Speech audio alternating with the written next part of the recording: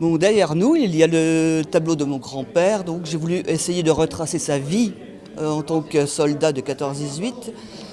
Heureusement, il n'a pas été tué, je ne serais sûrement pas là.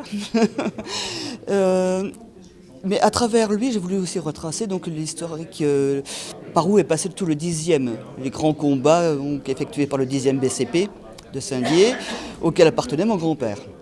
Le Cercle généalogique de Saint-Dié a organisé une exposition passionnante sur les acteurs de la Grande Guerre et leurs familles. Cette manifestation s'inscrivait dans le cadre du centenaire de la déclaration de guerre. 3 journées à l'espace Copernic pour rendre hommage aux acteurs de la Première Guerre mondiale et aussi découvrir une discipline en plein essor, la généalogie. On a retracé la vie de certains poilus avec un petit peu d'arbre généalogique. On a fait également pas mal de livrets, disons par commune. Quand on avait des personnes donc adhérentes qui étaient dans ces communes, ils ont fait des livrets en reprenant le monument aux morts, en reprenant donc tout ce qui concernait les décès, le lieu du décès et un petit bout d'arbre généalogique. C'est une généalogie très enrichie parce qu'il y a des photos, des textes, des cartes. Voilà, donc c'est une généalogie un peu vivante si l'on veut. Hein, parce que ce n'est pas simplement rechercher ses ancêtres, c'est rechercher un peu leur vie surtout. Hein, voilà.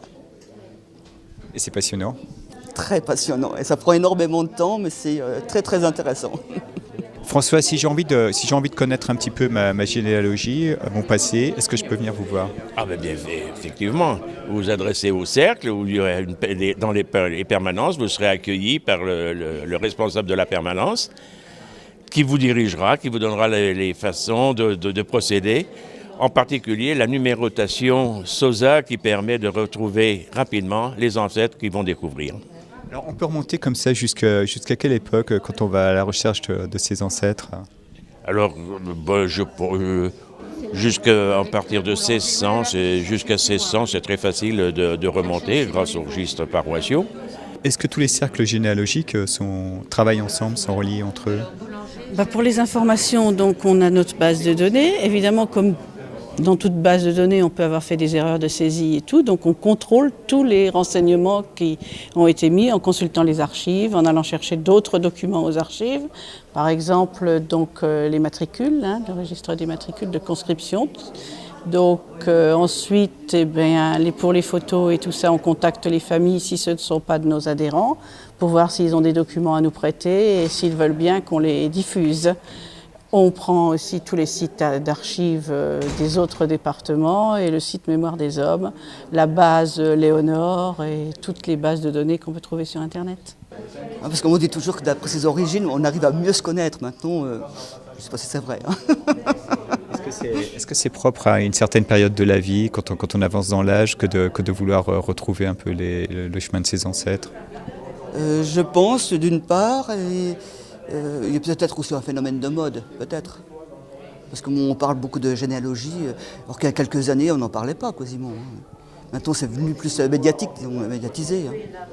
Ce qui est intéressant quand on fait sa généalogie, c'est pas simplement le recueil de noms en remontant le plus loin possible. C'est essayer aussi par là de voir comment ont vécu nos ancêtres, leur métier, ce qu'ils faisaient, quel endroit ils vivaient, essayer de se replonger, si je puis dire, dans le passé pour voir ce qui s'était passé à ce moment-là dans la région.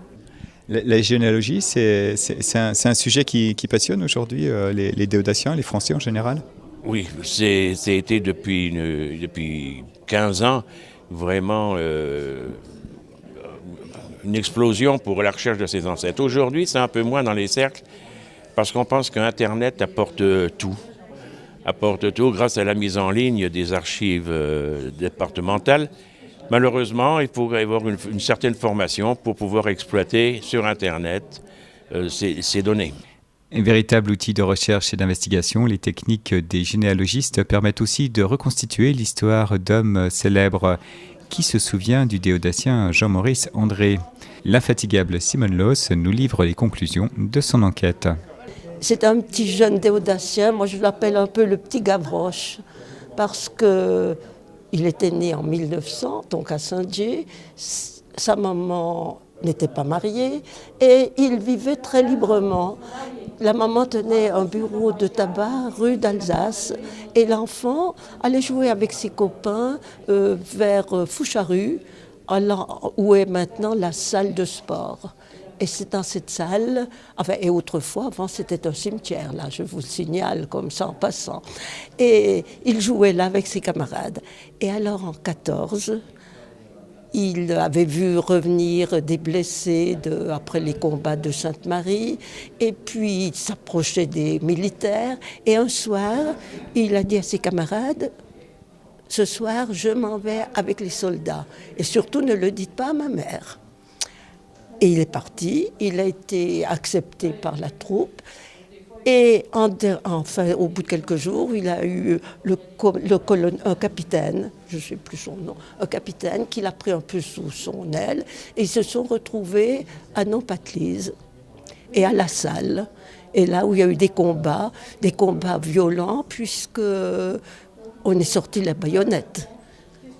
Donc le capitaine de ce jeune a été menacé, il s'est jeté pour le protéger, ils ont été tués tous les deux. Et il avait 14 ans. Et vous-même, vous avez un lien de parenté avec ce Jean-Maurice André? Pas du tout. Moi, c'est parce qu'il y a la rue Jean-Maurice André et beaucoup de personnes ignoraient qui était Jean-Maurice André.